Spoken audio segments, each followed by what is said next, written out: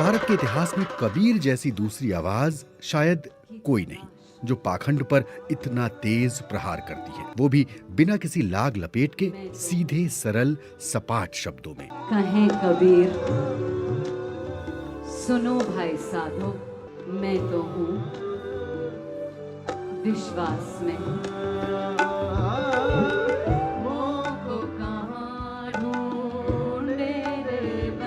फिर हूँ क्या फूले फूले फूले, जब 10 मास ऊर्ध्व मुख होते, 100 दिन काहे को भूले।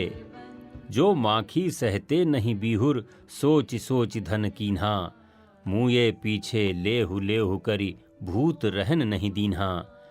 दे हरि लेबर नारी संग हैं, आगे संग सुहेला, मृतक थान ले संग खटोला, फिर पुनि हंस अकेला। जारे देह भस्म हो जाई, गाड़े माटी खाई, कांचे कुंभ उदक जो भरिया, तन की यह बड़ाई।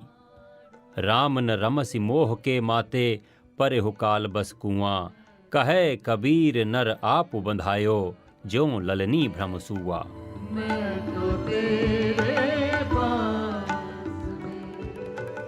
कबीर की इस वाणी का अर्थ है, हे मानव, तू किस घमंड में हर वक्त फूला रहता है? तुझे क्या वो महीने याद नहीं जब तू माँ के गर्भ में उल्टा मुंह किए पड़ा था?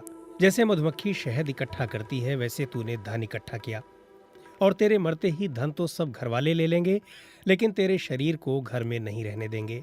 पत्नी घर की दहलीज तक साथ निभाएगी और संगी साथी श्मशान तक। उसके बाद तो तेरी आत्मा को अकेला ही होना है। शरीर तो जलकर भस्म हो जाएगा या जमीन में दफन होकर कीड़े मकोड़ों का आहार बनेगा। जिस शरीर पर तू घमंड करता है वो कच्चे घड़े सा टूट जाएगा।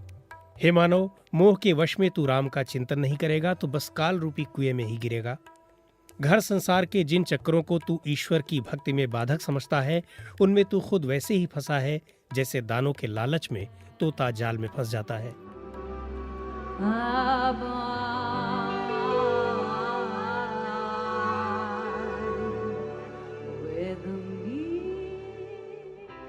कवि और लेखक अरविंद मेहरोत्रा ने कबीर के दोहों का अनुवाद किया है। वो कहते हैं,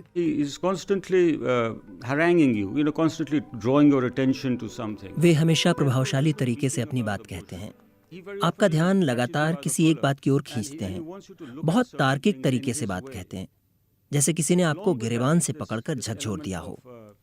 उनकी बातों में उपदेश होता है, लेकिन वो इतनी सरल भाषा में कहते हैं कि आप उसे आसानी से समझ सकते हैं। यदि आप भारत के इतिहास में झांक कर देखें तो पाएंगे कि कविता बौद्धिक अभिव्यक्ति का मुख्य माध्यम रही है, जिसने समाज और राजनीति को आईना दिखाने का काम किया है।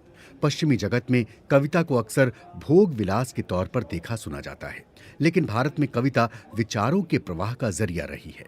शायद इसके कारण भारतीय उपमहाद्वीप के इतिहास में निहित हों, जहां किसी जमाने में हर हाथ में कागज कलम नहीं होती थी, और तब सब लोग शायद जानते भी नहीं थे कि इनका इस्तेमाल किस तरह से किया जाता है।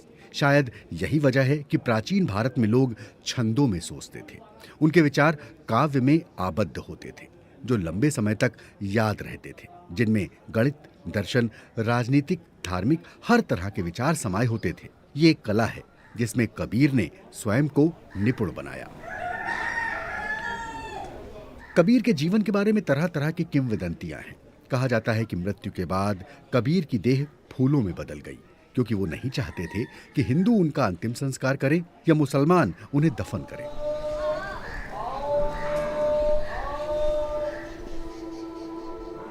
कबीर के बारे में न जाने ऐसे कितने किस्से कहानियां हैं, लेकिन जो बात हमें पक्के तौर पर पता है वो ये है कि कबीर का संबंध 15वीं सदी से है।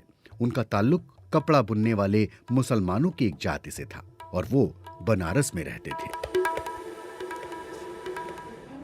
जो तथ्य पता नहीं है उन्हें तलाशने के लिए मैं बजरडीहा जा पहुंचा हूं, जो बनारस के पश्चिमी छोर पर बसा निचला इलाका है।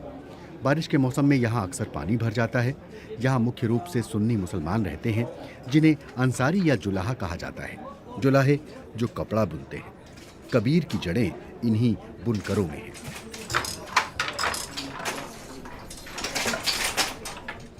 भारत की अर्थव्यवस्था आगे बढ़ रही है, लेकिन बुनकर अब यहाँ कम होते जा रहे हैं। पहले कपड़ा बुनने वाली मशीनें आई, फिर चीनी सूत आया और अब बनारसी साड़ियाँ सूरत में भी बनने लगी हैं। बनारस के तंग कमरों में काम कर रहे इन बुनकरों के बीच आकर आपको कबीर की आवाज महसूस होने लगती है। कबीर के बारे में स्टैनफोर्ड यूनिवर्सिटी में प्रोफेसर लिंडा हेस कहती है, He challenges us. He says, "Hey you, listen." वो हमें चुनौती देते हैं।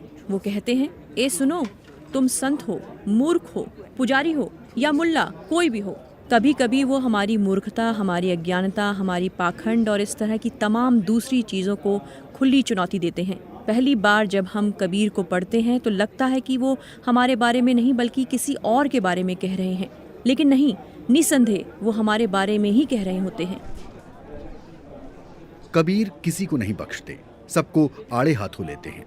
धर्म का सहारा लेने वाले हिंदू पंडित और मुसलमान मौलवी खासकर उनके निशाने पर होते हैं, जो कथित निचली जाति के लोगों को दान दक्षिणा के बदले ईश्वर से मिलाने की बात करते हैं।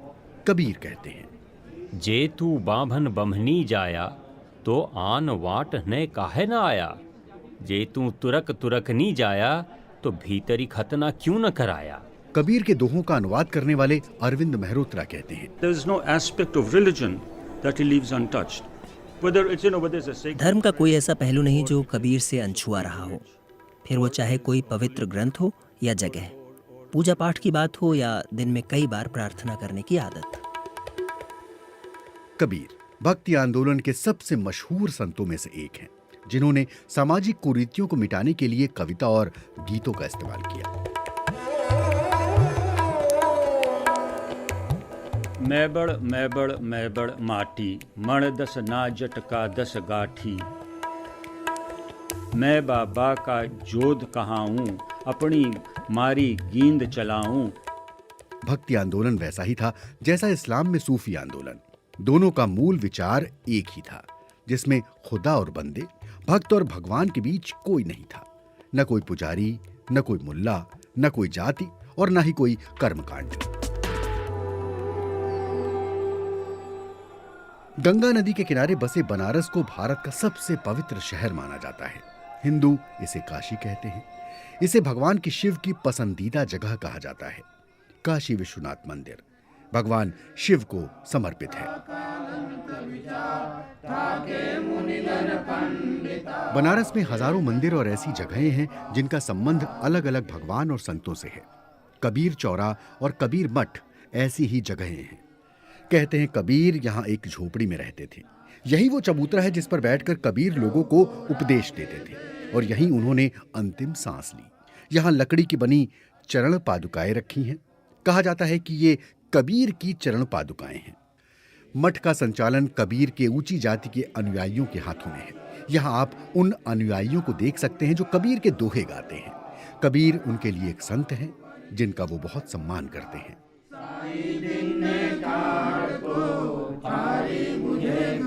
कबीर की वाणी को एक ग्रंथ की शक्ल में संकलित किया गया है जिसे बीजक के नाम से जाना जाता है। ये उन कई तरीकों में से एक तरीका है जिससे ऐतिहासिक चरित्रों को याद किया जाता है, उन्हें सराहा जाता है। अरविंद मेहरोत्रा कहते हैं, Every now and then, someone comes up and tells you exactly how it is. Kabir को जो कहना होता था दो टूक शब्दों में मुंह पर कह देते थे। बात फिर चाहे हिंदुओं की हो, मुसलमानों की या फिर जात पात की। हालांकि इससे किसी को कोई फर्क नहीं पड़ता था। ऐसा नहीं हुआ कि उन्होंने दुनिया बदल दी हो। काशी के भीड़ भाड़ वाले घाटों की दूसरी ओर यानी कि गंगा के पूर्वी तट पर रेत ही रेत पसरी पड़ी है। खाली जमीन वाले इस हिस्से को कटेसर के नाम से जाना जाता है, लेकिन स्थानीय लोग कभी कभी इसे मगहर के नाम से भी बुलाते हैं। ये वही जगह है जिसके बारे में बीजक में कहा गया है कि आप वहां मरे तो अगले जन्म में गधे बनेंगे। लेकिन ठीक इसके उलट काशी के घाट पर मृत्यु सौभाग्य की बात मानी जाती है। हो सकता है कि कबीर गंगा के पूर्वी तट पर तब गए हों जब उनके तार्किक दोहों से क्षुब्ध लोगों ने उन्हें बाहर निकाल लिया हो, या शायद ऐसा हुआ हो कि कबीर स्वयं अपनी मर्जी से यहाँ चले आए हों। इन किस्से कहानियों में कितनी सच्चाई है पता नहीं, लेकिन मैं कल्पना कर सकता हूँ कि कबीर आ रहे हैं, यहाँ बैठ रहे हैं और मानो सोच रहे हों नदी की दूसरी ओर बसा ये व्यस्त शहर भी कैसा नगर है। कबीर की तरह इन शब्दों में असहमति का स्वर है। आज के भारत में कभी कभी ऐसा प्रतीत होता है जैसे असहमति की आवाजों को अक्सर देश से बाहर निकाल दिया जाता है। यह किताबों और डॉक्यूमेंट्री फिल्मों पर रोक लगा दी जाती है। कई राजनीतिक और धार्मिक समूह अभिव्यक्ति की स्वतंत्रता से आहत प्रतीत होते हैं। वो अदालतों पर एक तरह का दबाव बनाने की कोशिश करते हैं ताकि अभिव्यक्ति की आजादी पर रोक लगाई जा सके। सलमान रुश्दी जैसे लेखकों की आवाज को दबा दिया जाता है। ऐसे में कबीर और उनके दोहे रह रहकर याद आते हैं।